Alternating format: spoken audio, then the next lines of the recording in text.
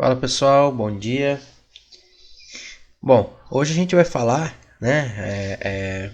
Eu confesso que é um pouco um desafio para mim dar essa aula online, né? Porque é uma matéria que a gente precisa bastante de lousa e mas eu vou fazer um esqueminha aqui, eu espero que vocês consigam entender, tá? A aula 16, 17 e 18 para a gente encerrar a apostila 1. Sei que a gente já está um pouquinho atrasado, mas até porque não teve aula semana passada, por causa do feriado. Só que a gente vai encerrar hoje e as três aulas, uma é aula dupla e a outra é sequência, então são basicamente um mesmo assunto, né, que a gente vai falar.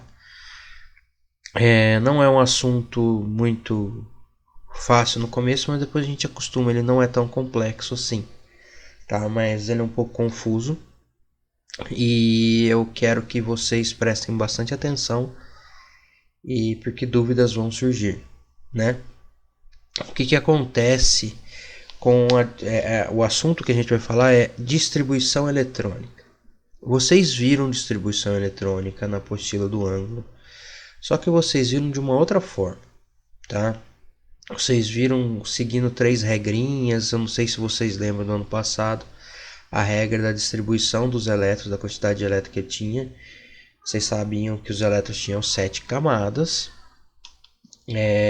que os elétrons sempre ficavam na camada mais externa, e eu tinha basicamente essas regras, né? Os elétrons nas camadas mais internas, perdão, e os elétrons eu não podia ter mais de 8 elétrons na última camada e nem mais que 18 na penúltima, né? Essa era a regra que a gente fazia. Esquece isso, isso daí é um conceito mais simplório que o pessoal do ângulo ensina o pessoal do nono, até para não ficar muito complexo. O que vai para valer, o que vale para valer mesmo agora é a definição de distribuição eletrônica que a gente vai ver hoje, certo? Ela é um pouquinho diferente. Nós vamos ver como esses elétrons são distribuídos na eletrosfera, como é que o Bohr organizou isso daí, e nós vamos ter que seguir algumas regras. Conforme eu vou falando, pessoal, vai aparecendo aqui no canto da tela que eu estou explicando, então acho que vocês não vão ter muita dificuldade. A primeira coisa que a gente tem que saber a respeito das camadas eletrônicas é que elas são conhecidas como níveis de energia. Isso a gente viu na aula semana retrasada, porque a aula passada não teve aula. E esses níveis de energia, na verdade, são camadas em que os elétrons podem ser encontrados em determinados níveis de energia. Vocês lembram que se ele ganha, ele pula para um nível maior. Se ele perde, ele volta emitindo luz. Eu expliquei isso. Esses níveis de energia, ou camadas eletrônicas onde os elétrons se encontram, eles podem ser até 7, tá? Que é o que está aparecendo aí. Isso vocês já viram ano passado, no nono ano. Que níveis são esses? São nível, a camada K, L, M, N, O, P e Q, que são as camadas 1, 2, 3, 4, 5, 6, 7. Por que começa no K e não começa no A? Não faço ideia, porque ele quis, certo? Então, não é que todo átomo tem 7 camadas. Todo átomo pode ter até 7 camadas, até onde a gente sabe. Provavelmente o próximo elemento da tabela periódica terá 8, né? Então o negócio fica mais complexo. Até aqui, gente, vocês viram isso, né? Vocês lembram que essas camadas também tinham um número máximo, que a gente vai ver daqui a pouquinho, o número máximo de elétrons que eles comportavam, né? Até aqui vocês viram. O que é novidade para esse ano é que além desses níveis de energia, existem os chamados subníveis de energia, certo? Que os subníveis estão aparecendo aqui. Nós temos não é que a gente conhece até mais, mas tudo na teoria. Na prática a gente só encontra 4 subníveis, até 4 subníveis de energia, que é o subnível S, P, D e F. Ah, por que S, P, D e F tem que decorar? Gente, isso vocês vão ter que decorar, vai aparecer para vocês. Eles, por que S, P, D, F? Isso vem dos nomes técnicos, né, de uma técnica chamada espectroscopia, né? S é de Sharp, P de Principal, D de Diffuse e F de Fundamental, né? São nomes técnicos, não convém explicar o porquê disso. Esses subníveis, pessoal, que na verdade são subdivisões daqueles níveis principais, dos 7.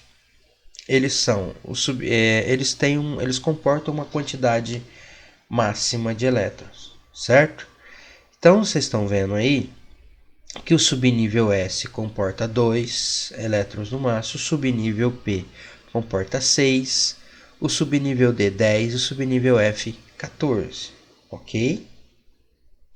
E juntando nível e subnível, eu não sei se vocês lembram, mas as camadas do ano passado a gente viu que a camada K cabe 2, na camada L 8, na M 18, na N 32, na O 32, na P 18 e na Q 8, certo? E então essa tabela que está aparecendo aqui, a gente sabe, a gente está vendo aqui o que está acontecendo. Se na camada K só cabem 2, obviamente que ela só vai ter o subnível S que cabe em 2. Na camada L cabe 8, então ela vai ter o S e o P, que tem 2 e com 6 dá 8. Na camada M cabe 18, então vai ter o S, o P e o D, porque se só 2, 6 com 10 dá 18. E assim sucessivamente, tá? Vocês devem estar vendo aqui que essa porcaria desse subnível teórico é que assim, conforme mais longe do núcleo vai ficando as camadas, maior elas vão ficando, né? Mas por que elas não... Por que elas acabam não ficando com mais elétrons? É porque por questões energéticas, tá? Vocês vão ver que até cabe bastante, mas, por exemplo, na última lá, que é a camada aqui, que só tem 8, não é que só cabe em 8, cabe uma infinidade. Na teoria cabe 200 elétrons, porque ela é uma camada muito grande. Mas, na verdade, a gente só encontra 8 por causa de questões energéticas, certo? Então, deu para entender, ou espero que tenha dado para entender, que além daqueles níveis que a gente já tinha visto ano passado, agora vocês também têm os subníveis, então tem as subdivisões entre as camadas eletrônicas, tá? E ela fica nessa disposição que aparece na tabela aí, certo? Até aqui eu acho que é até tranquilo de entender, mas, porém, todavia, entretanto, na hora de fazer a distribuição eletrônica, a gente vai ter que fazer o que a gente chama de diagrama de Linus-Pauling, ou diagrama simplesmente de Pauling, certo? O que esse diagrama faz? É nesse diagrama que a gente vai fazer todas as distribuições eletrônicas dos átomos, para a gente descobrir quantos elétrons ele tem na última camada, que é a camada de valência, para descobrir quantas camadas ele tem, e por aí vai. Só que para eu fazer esse diagrama eu preciso da lousa, que eu não tenho aqui em casa, infelizmente. Só que eu vou mudar a posição da câmera, eu vou focar ela no papel, e vocês vão escutar minha voz, óbvio, né? Eu vou estar falando no microfone, só que vocês só vão ver minha mão, né? E nós vamos continuar. Essa aula vai ficar um pouco extensa, tá? Sei que é chato, mas é necessário. E eu vou tentar fazer de uma forma que vocês entendam. Eu sei que vai ter muita dúvida, mas depois, na hora que for fazer os exemplos, eu acho que vai ficar mais fácil. Tá bom? Então vocês vão ver mudar a câmera aí. Bom, pessoal, então agora vocês estão olhando a folha aí. Faz de conta que é uma lousa sem o professor tá aparecendo, tá? E eu vou escrevendo aqui, eu vou fazendo conforme eu vou explicar. Então, o que a gente viu lá? Vou só organizar aqui para vocês, tá? Nós vimos que nós temos 7 camadas, camada K, camada L, camada M, camada N, camada O, camada P, camada Q. 7 camadas. E elas comportam um número máximo de elétrons. Então, na camada K, 2, 8, 18, 32, 32, 18 e 8. Vou só separar aqui para vocês não se confundirem, certo? Esse é o número máximo que cada camada comporta. E também nós temos os subníveis, subnível S, subnível P, subnível D e subnível F, que também cada um comporta uma quantidade máxima. No subnível S só cabem 2 elétrons, no P 6, no D 10 e no F 14. Isso daqui é uma progressão aritmética de ordem 4, né? Você vai 2 mais 4, 6, mais 4, 10, mais 4, 14, certo? Como é que funciona o diagrama de Linus Pauling? Vou subir um pouquinho a folha aqui que eu vou montar esse diagrama. Eu acho que nem precisa, tá? Aqui já dá para enquadrar melhor.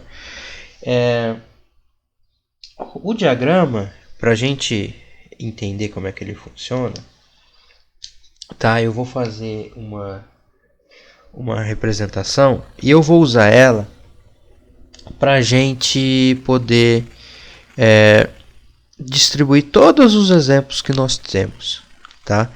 Então eu vou começar aqui com a camada K, que é a primeira camada, que é a camada 1. Na camada K só cabem 2 elétrons. Então ele só vai ter o subnível S, que só tem 2. Então vai ficar 1s. Vou ter mais? Não vou, porque não cabe. Na camada L cabem 8, que é a camada 2.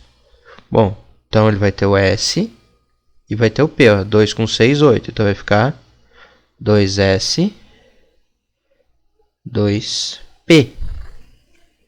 Certo? Camada M, que é a terceira, 18. 2 com 6, 8. Com 10, 18. Então vai ficar 3S, 3P e 3D. Tá? Maravilha.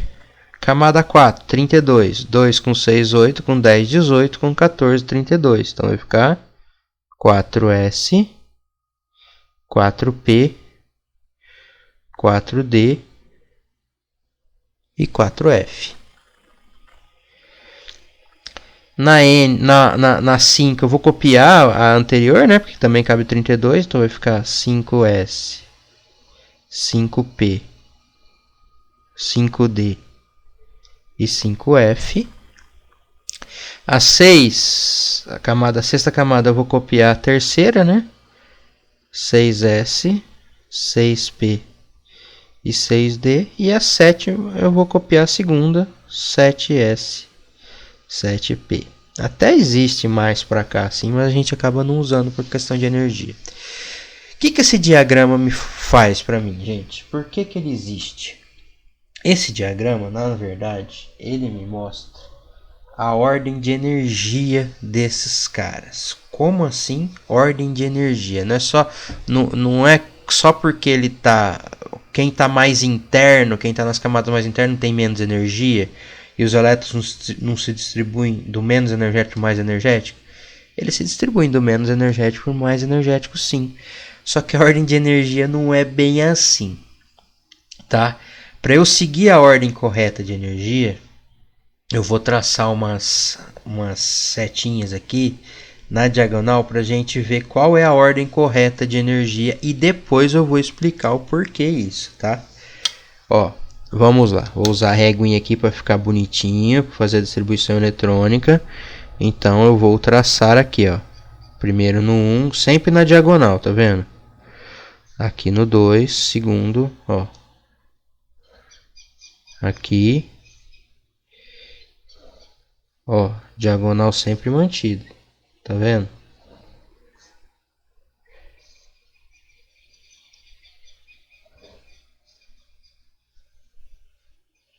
Essa é a maior de todas, ó.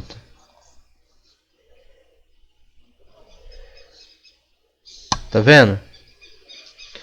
Eu tracei todas as diagonais do meu diagrama, certo? Que acontece, gente? Essa é a ordem correta de energia. Eu poderia falar assim, a distribuição eletrônica ela é linear. Não é. Por quê? Porque esses subníveis têm energias diferentes. E ao ter energias diferentes, eu vou ter uma complicação se eu fizer, por exemplo, a distribuição linearmente igual a gente fazia no passado. Então a gente vai ter que seguir as setas. Eu vou explicar isso mais para frente, tá bom?